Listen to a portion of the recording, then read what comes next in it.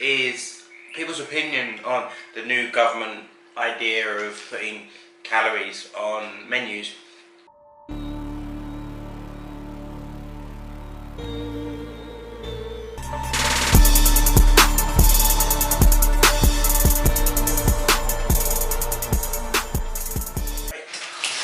actually really hot. Introduction to the video, and Gina just strips. Okay. We're out and about today because I had a bit of a shitty week at work. So needed to just get out of the house. So Gina's kindly booked us somewhere. Well, we were on about going to the zoo, and then Charlie, you looked at Whipsnade Zoo, didn't you? But that was it was fully booked. So I had a look to see what other zoos are near us, and there's like a conservation place, which is a little bit different to a zoo. They don't have as many animals. They have more kind of endangered species, unique animals, and yeah, they're a lot smaller. But they also tend to be cheaper, and it's like they are about conservation. So they're about getting the animals in and making sure they're healthy and reproducing and all sorts. So I thought that'd be good to go to because it's not too far. The weather's not great today,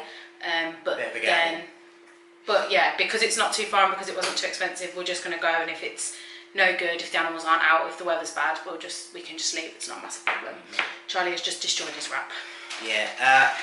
So nicely for in terms of what you've missed, in terms of this morning, it's currently 12:30. Yeah.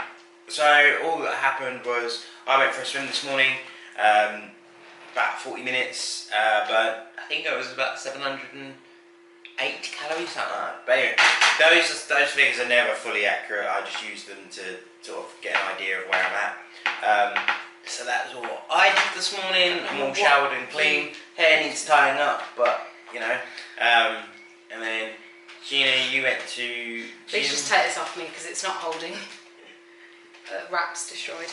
I went to the gym and then I popped to Aldi to get us some lunch. I brought some peri-peri chicken, cooked peri-peri chicken, lettuce and wraps, and that was it. Basically. Nothing exciting. Nothing exciting, although I did pick up some of the low calorie, high protein ice cream.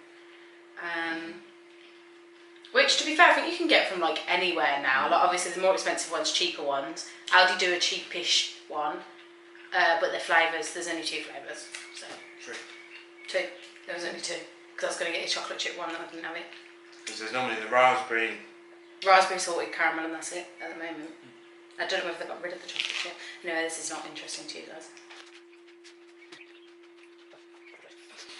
Another thing as well is I'm currently keeping track of most of the things I eat, just to try and sort of wrap my head around it. I haven't been to track for a while, so it's always good to jump back in just to make sure that your estimations aren't way out the park. I'm also tracking my weight at the moment. Mainly, I just want to get back into a good condition from obviously lockdown. Gyms are open now, so that's the main reason why I'm doing it. It's not anything major. Currently sitting around about 125 pounds, I think. But obviously weight fluctuates all the time, so biggest recommendation for anyone that's tracking their weight is don't fixate on everyday numbers because they will fluctuate. Prime example, at the beginning of the week I was 28, so there's no way I would have lost 3 pounds in 1 week. It just depends on what you eat, how much you've drunk, whether you've been to the toilet, and just all things like that. So don't get fixated on it. Particularly also don't get fixated on food because that's bad. Unless you're bodybuilding and you're on prep or something, then obviously you got to do it. But yeah, for your average Joe, just enjoy life. So that's probably why. But another interesting point to probably bring up to the video, just be interested to see. Don't worry, I've just like completely butchered mine. Is people's opinion on the new government idea of putting calories on menus, because it's a very... The thing is, I think for people who are into fitness and are very good at monitoring their calories without it kind of affecting their mental well-being. People who like Charlie and like myself, to be fair, sometimes I can, if I'm tracking calories or trying to be good, I do get in my head and I go, oh my god, I've had like 100 extra calories, which in reality doesn't matter, or I haven't burned that many calories in that workout, which in reality doesn't matter. A lot of my workouts are weight-based, so I don't burn a ridiculous amount of calories because I don't do that much cardio, my heart rate's not that high.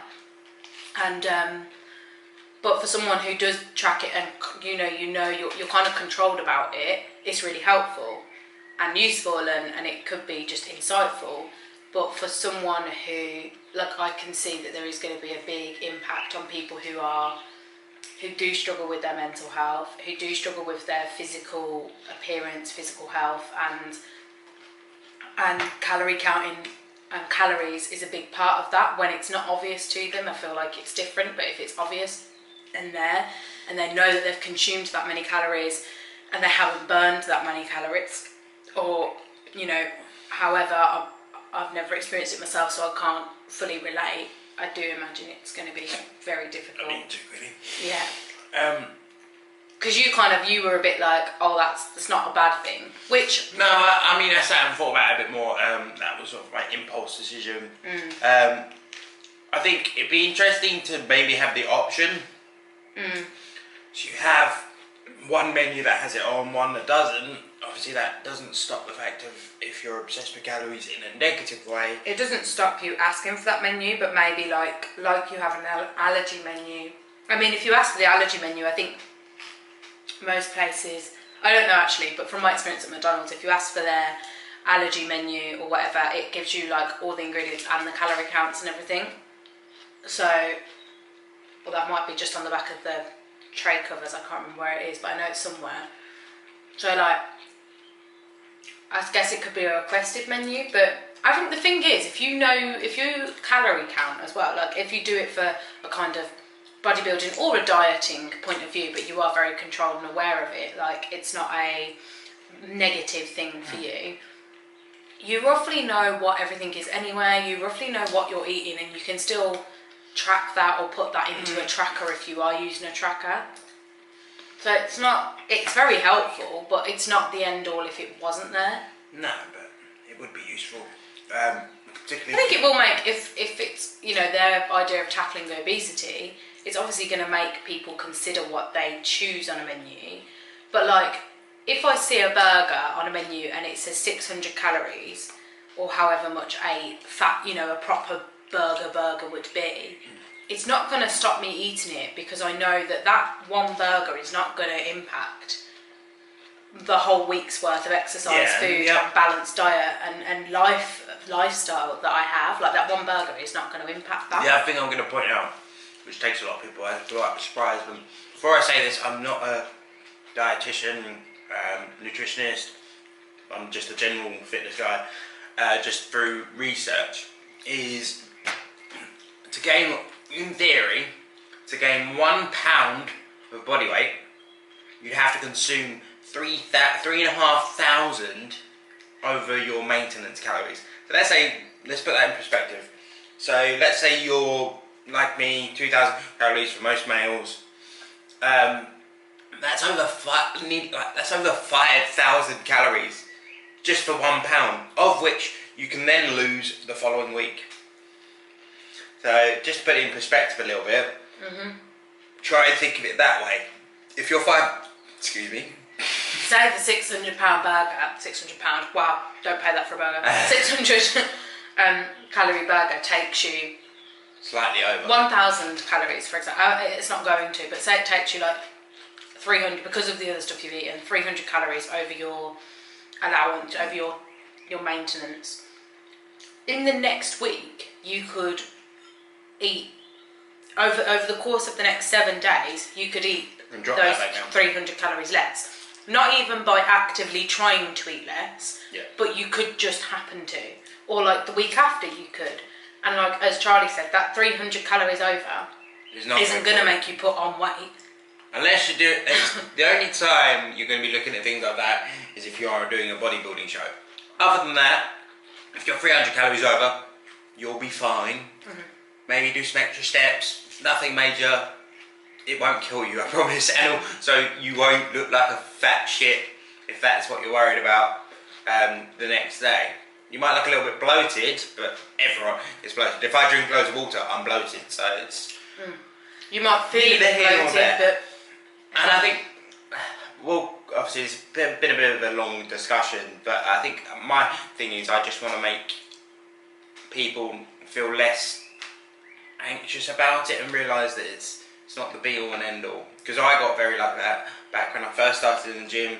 You get very fixated on it, you become almost obsessed, and it doesn't put you in a good space. But I think if you sit down and look into it, research it a little bit more, you get a better understanding of what happens in your body, what can trigger different scenarios. So that way you've got a better judgment to be able to make calls like I say, I'll go out and go, I'm having the chocolate cake today, and that's probably 1,000 calories on its own. But it's not the end of the world. No. At the end of the day, I love fitness, but it's not worth it. It's not worth the stress. And the thing is, if you notice, I'm sure, like, it's quite easy. Maybe that's not accurate, because, like, sometimes you can get in your head without realising it. But if you start to notice when you're looking at the calories or looking at what to have, you're thinking, oh no, that's naughty, can't have that, or maybe just take a step back and check in with yourself and just say, do you know what? Yeah. What have I eaten? Like, do I really need to worry about losing weight? Do I really need to worry about this extra 300 calories? Sometimes I have a day where I'll feel like, oh my God, I've eaten far too much, I've eaten far too many calories, and I feel really bad. And sometimes on those days, I do actually put it into Fitbit or my Fitness Pal or whatever you use to see how much I have eaten, how many calories I have eaten. And then even if I know I'm going to go over my daily allowance, it reassures me that I haven't eaten 3,000 calories in one day. Do you know what I mean? I've actually only eaten like 300 calories over, or I've eaten quite a lot of my allowance, quotation marks, and I've still got dinner to go, but dinner's not going to take me like 3,000 over. Like, it's fun, like, but I mean, that's my way of doing it. For other people, it might be the other way around. You need to stop tracking. The last point I'd probably make is, I think it's good to start off tracking, just to give you an idea of how many calories are in each thing. One thing that catches people out a lot is things like peanut butter and nuts. That catches people out a lot in terms of how calorie dense they are. But once you've done that for about a month or so, or a couple of months, you can then do what I call eyeball it, and you can make a judgment call of going, you know roughly how much that thing's going to be, and that way you don't become as obsessive over it. And then do what I'd recommend doing. What I do 6 months down the line, you just do a week or so of tracking just to get your brain back in gear with it, and then you just use that as a general rule of thumb. And I must admit, I don't religiously track what I eat. I mean, I do for the sake of the gym, keep an eye on what my protein intake is, but that's about the strength of it. Anyway, long tangent over. This was a long conversation about food. Hopefully it's helped some people. It'd be just interesting to see some people's comments on as we say, like, disclaimer, we're not nutritionists. We are people who do have you have experienced an unhealthy relationship with food, but we do both have reasonably healthy relationships with food and with our body. So, you know, we may have got some things wrong and we may not be representing it completely, but that's why we're asking the question. I also have just realised, I feel like this camera angle is well wonky. Oh well. But never mind. And also, just a quick one, neither of us are for and against it. We're not saying it's a good, bad idea. We just want to get people's perspective before people jump on us and say, oh, you're only saying that because you're a fitness freak. No, I'd just be curious to see what other people are thinking, particularly outside of the fitness industry. Yeah. Right, we best cut off because it's actually 10 to 1, so I need to shower and we got about half an hour. Yes, stinky. You were in the shower when I got in. I mean, yes, there is another shower in the house, but I did make lunch. Fair enough. They don't need to see us argue. Bye. First impressions of the car park, I've had to, you can't really tell, leave my car in the middle because the car park is not structured. There's no markings or anything, so there's no blue badge bays, so I've just abandoned it in the middle really. There's plenty of space for people to get round, but yeah, we needed the space for the wheelchair, so but it's all fine, all fun and games. So that was a strange experience. It's like coming out of like a conservatory and then brings you out onto the actual park. it was really weird. It was not well signposted, not very wheelchair accessible at all. They did, so I checked accessibility and they said it was some of the park isn't fully accessible, but the buildings were. I would not call that building accessible. No, it's got if you've got a conservatory at home, you know the thresholds that you normally have. You have one of those. Obviously, having the gizmo. It was a bit fun trying to get over it, and the ground's a bit uneven. The ground is like, I think you can see that, so it's not great. When you came out of the conservatory, your wheel then got stuck in a hole.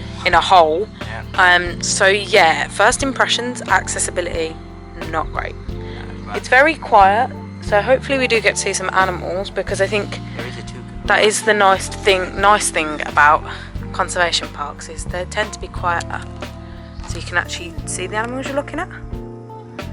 Look at this guy. Anybody want a Guinness?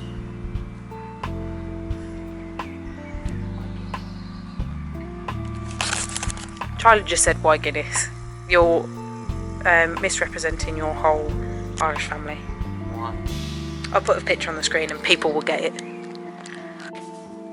I mean, in fairness, it has been raining, but yeah, the floor's not great.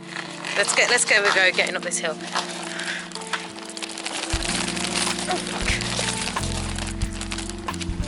I don't think you can see much that way. I'd go left. I'm just gonna see how short. It's cool. Okay, it's alright. Let's film this for you guys. Yeah. Not sure I'd rate this on an accessibility point of view, but we'll go with it.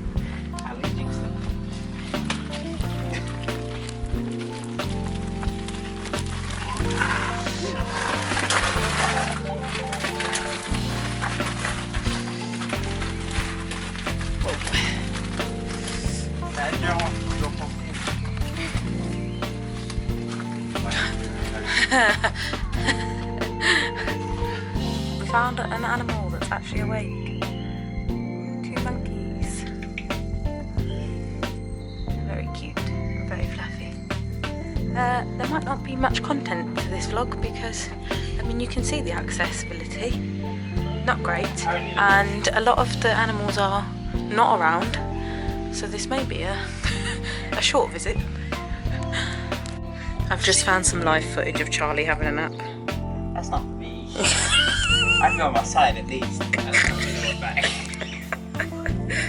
We just came through, I didn't actually see anything in there but through this thing, which is a little bit optimistic if you have no idea what the accessibility is on the other side. But it was alright, wasn't it? It was survived. Oh look, his armadillo friend has come to say hello. Hi, I'm the holiday armadillo. Name that reference. How cute are these guys?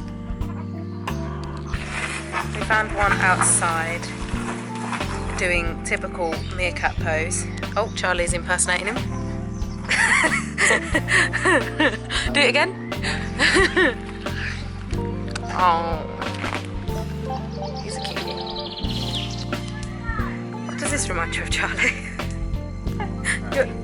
Your 21st? Right, well, we're back home now, and to be honest... Oh, hold on, someone's covering the lens.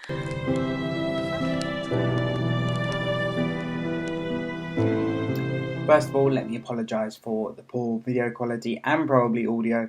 Our camera broke a couple of weeks back, so it's in for repair, and I forgot to record the outro for this video.